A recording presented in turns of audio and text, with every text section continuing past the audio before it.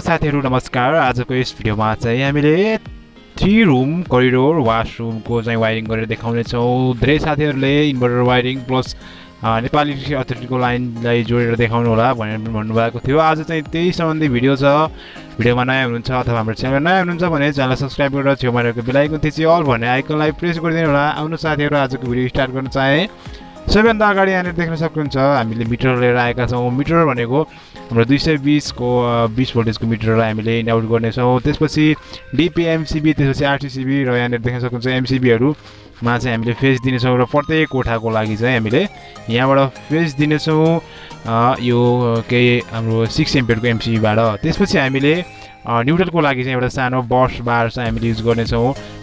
3 वटा कोठा, एउटा करिडोर र त्यसपछि एउटा वास रुमको लागि। त्यसपछि हामीले प्रत्येक कोठामा चाहिँ हामीले यहाँनिर एउटा स्विच लगाइदिएका छौँ इन्भर्टर प्लस हाम्रो नेपाली अथोरिटीको लाइनको लागि।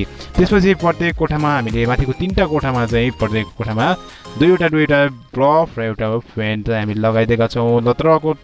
अनि तलको चाहिँ हामीले कोरिडोरमा चाहिँ दुईवटा बत्ती र एउटा वासरुममा चाहिँ एउटा बत्ती र एउटा स्विच मात्रै लगाइदिएका छौँ। यो स्विचको सहायताले हामीले त्यो वासरुमको बत्तीलाई अन अफ गर्नेछौँ। त्यसपछि हामीले यहाँनिर देख्न सक्नुहुन्छ सबै कोठाको लागि चाहिँ हामीले चाहिने सामानहरू राखिसकेका छौँ। अब त्यसपछि हामीले यहाँनिर देख्न सक्नुहुन्छ हामीले इन्भर्टर राख्दैछौँ। इन्भर्टरमा हामीले ब्याट्री युज गर्नुपर्छ, इन्भर्टरको ब्याट्री। त्यसपछि हामीले इन्भर्टर पनि हामीले यहाँनिर लगाइसकेका छौँ। र अब चाहिँ साथीहरू हामीले सबै कोठामा र वास रुममा चाहिँ हामीले कनेक्सन गर्नेछौँ। भिडियोलाई मन परिरहेको छ भने भिडियोलाई एक लाइक गरिदिनुहोस् र साथीहरूलाई सेयर गर्न चाहिँ नबिर्सनु होला भन्न चाहे। साथीहरू नयाँ हुनुहुन्छ भने हाम्रो च्यानललाई सब्स्क्राइब पनि गरिदिनुहोस्। आउनुहोस् भिडियोलाई स्टार्ट गरौँ। यहाँनिर देख्न सक्नुहुन्छ हामीले मिटरमा चाहिँ कनेक्सन गर्नुपर्ने हुन्छ। यहाँनिर 220 भोल्टेजको मिटर, 50 हर्जको मिटर चाहिँ हाम्रो घरमा लागेको हुन्छ यो मिटर है। मिटरमा चाहिँ पहिलो पोइन्टमा चाहिँ हामीले फेज इन गर्छौँ। त्यसपछि सेकेन्ड पोइन्टमा चाहिँ हामीले न्युट्रल इन गर्नुपर्ने हुन्छ, मिटरमा गरिएको पनि हुन्छ।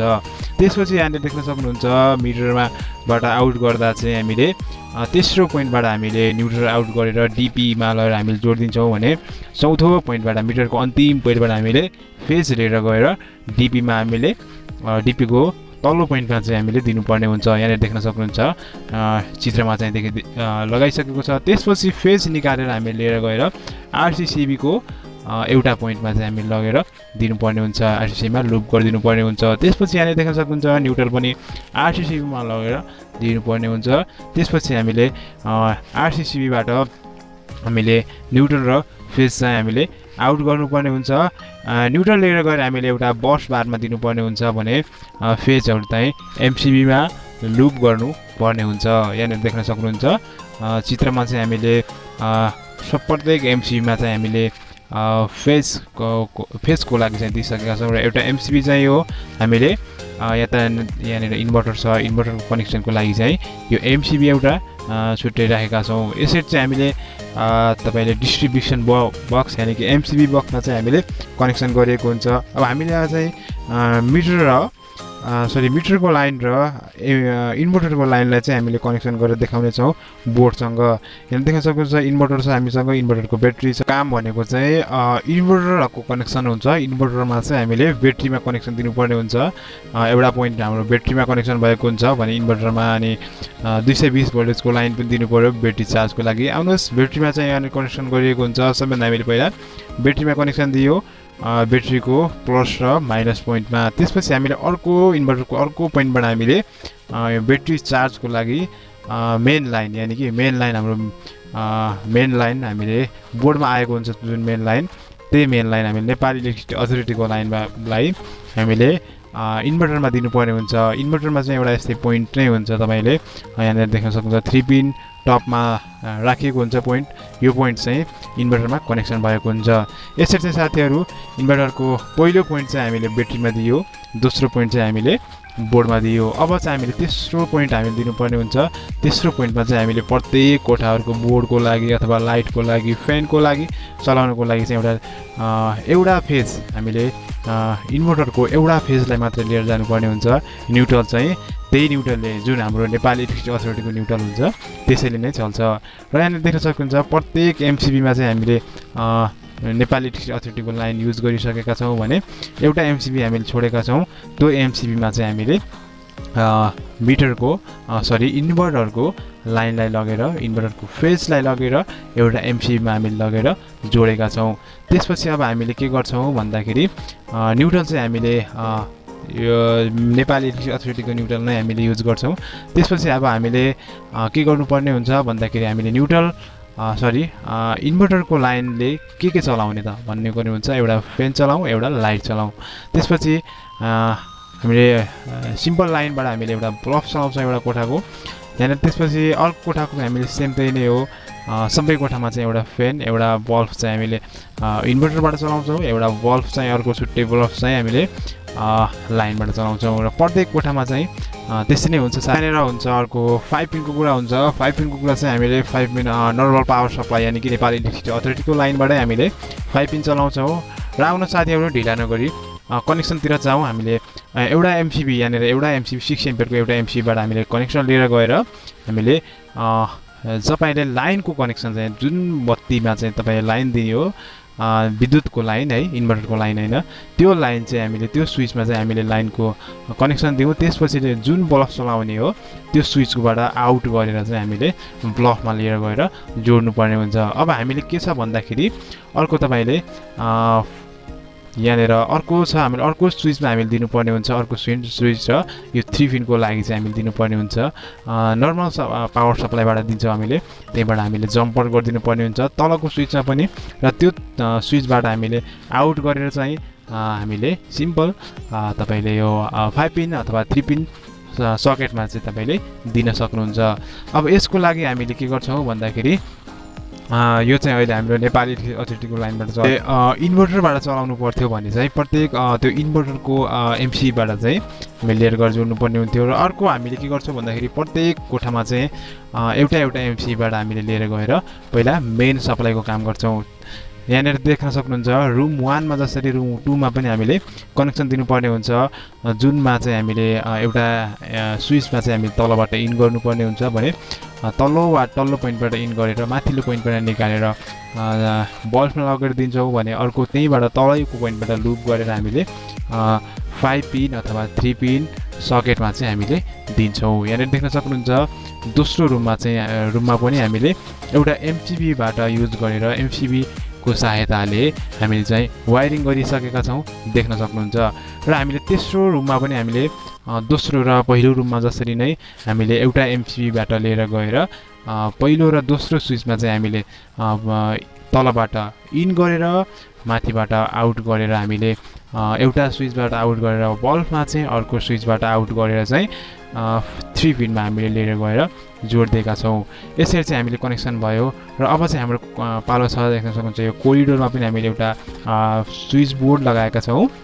स्विचबाट हामीले एउटा बल्ब चाहिँ इन्भर्टर र अर्को एउटा बल्ब र 5 पिन चाहिँ हामीले लाइनबाट चाहिँ हामीले कनेक्सन गर्नेछौँ। यहाँनिर देख्न सक्नुहुन्छ सबैभन्दा पहिला हामीले यो कोरिडोरको लाइनमा हामीले कनेक्सन दिउँ होइन। कोरिडोरको लाइनमा चाहिँ हामीले एउटा एमसीबाट लिएर गएर सिधै हामीले स्विच बोर्डमा दिनु पर्यो। स्विच बोर्डको एउटा स्विचमा हामीले लिएर गए स्विचबाट हामी निकालेर बल्बमा दिनुपर्ने हुन्छ। बल्बको पोइन्टमा हामीले अहिलेसम्म हामीले फेज लिएर गएर दिइरहेका छौँ र यहाँनिर तलको पोइन्टबाट लुप गरेर हामीले 5 पिन अथवा 3 पिनमा पनि हामीले पहिला दिइहालौँ। त्यसपछि हामीले यहाँ देख्न सक्नुहुन्छ माथिबाट आउट गरेर हामीले 3 पिनमा हामीले लगेर दियौँ पोइन्ट। अहिलेसम्म चाहिँ हाम्रो मेन पावर सप्लाई यानि कि फेजको काम चाहिँ हामीले सकिसकेका छौँ होइन। फेज सकिसक्यौँ। अब हाम्रो काम छ इन्भर्टरको फेज चाहिँ हामीले प्रत्येक स्विचमा चाहिँ हामीले दिनुपर्ने हुन्छ। यहाँनिर हाम्रो एउटा एमसिबी चाहिँ हाम्रो फेजको छ। फेजको एमसिबी लिएर गएर हामीले इन्भर्टर स्विचमा हामीले दिँदैछौँ। फ्यानको लागि यो फ्यानमा चाहिँ हामीले रेगुलेटरबाट अन अफ यानि कि घटाउने बढाउने काम चाहिँ गर्नेछौँ। रेगुलेटरमा हामीले स्विचको तलबाट हामीले इन गरेर माथिबाट आउट गरेर रेगुलेटरको एउटा पोइन्टमा इन गर्छौँ भने रेगुलेटरको अर्को पोइन्टबाट आउट गरेर फ्यानको पोइन्टमा लगेर हामीले दिन्छौँ। त्यसपछि त्यसै गरी हाम्रो अर्को एउटा लाइटलाई हामीले इन्भर्टरबाट चलाउँछौँ जसको लागि एउटा स्विच छ हामीसँग। स्विचको पनि सेम त्यस्तै तलबाट हामीले इन गर्नुपर्ने हुन्छ भने स्विचको मास्तिरको पोइन्टबाट हामीले आउट गरेर लिएर गएर बल्बमा दिनुपर्ने हुन्छ। त्यसै गरी हामीले तेस्रो रुममा पनि हामीले पहिलो रुममा गरे जसरी हामीले तेस्रो रुममा पनि हामीले इन्भर्टरको कनेक्सन गर्छौँ। इन्भर्टरको कनेक्सनको लागि त्यही इन्भर्टरको तारबाट हामीले लिएर गएर तेस्रो पोइन्टको इन्भर्टर चलाउने स्विचमा चाहिँ हामीले कनेक्सन दिँदैछौँ। यहाँ देख्न सक्नुहुन्छ।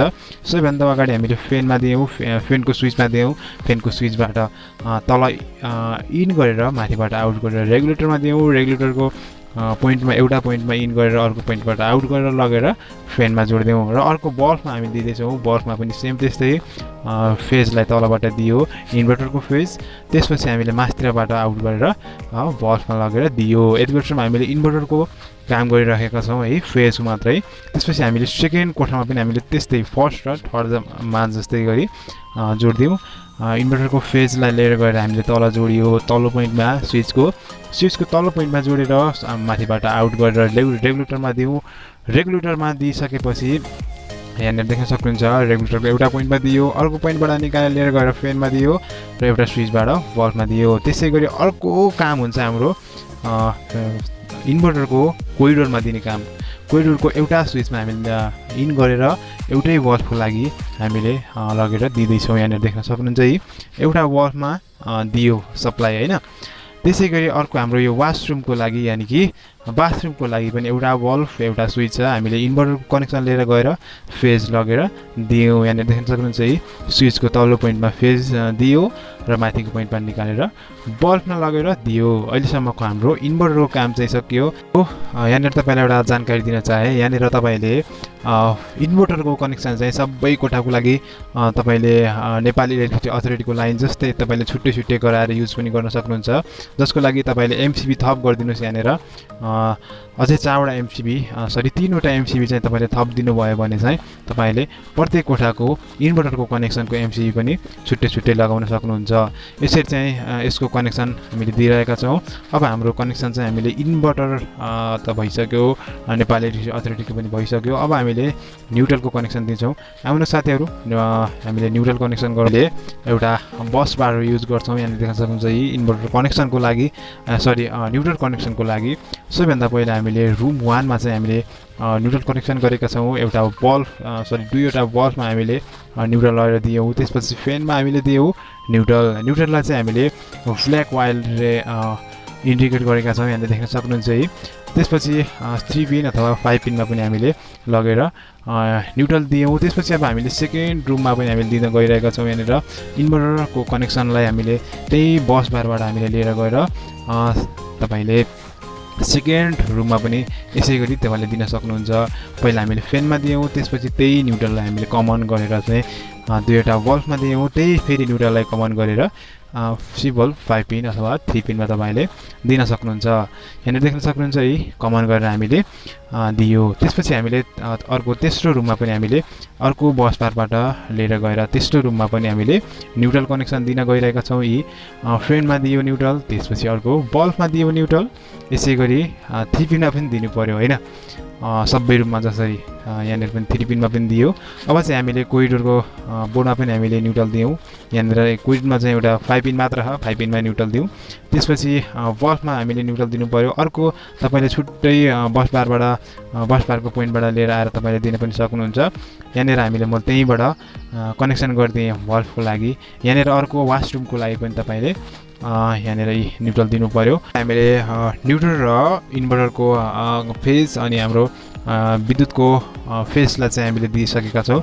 अब हाम्रो अन्तिम काम चाहिँ हामीले अर्थिङको काम लिएर जानुपर्ने हुन्छ। अर्थिङलाई चाहिँ हामीले प्रत्येक कोठाको 3 पिन अथवा 5 पिनको मोटो पोइन्टमा चाहिँ हामीले लिएर गएर दिनुपर्ने हुन्छ। यहाँ देख्न सक्नुहुन्छ 5 पिनमा चाहिँ हामीले लिएर गएर दिएका छौँ। 5 पिनको एउटा पोइन्टमा चाहिँ हामीले माथिको पोइन्टमा जुन मोटो खाले पोइन्ट हुन्छ है, त्यसमा चाहिँ तपाईँ लिएर गएर अर्थिङको पोइन्ट चाहिँ दिनु होला। हामीले यहाँ देख्न सक्नुहुन्छ है, पहिलो रुमको स्विचमा पनि हामीले अर्थिङ दियौँ र कोरिडोरको स्विचमा पनि हामीले अर्थिङ दियौँ र सबै कोठाको चाहिँ तपाईँले त्यसै गरी अर्थिङ पनि तपाईँले दिन सक्नुहुन्छ। र यसरी चाहिँ हामीले कम्प्लिट हाउस वायरिङ तपाईँहरूले देखाएका छौँ। भिडियो मन पऱ्यो भिडियोलाई लाइक गरिदिनुहोस्, नबुझेको कुराहरू छ भने सब्सक्राइब कमेन्ट गरिदिनुहोस् र आगामी दिनमा यस्तै भिडियो लिएर आउँछु भन्दै धन्यवाद।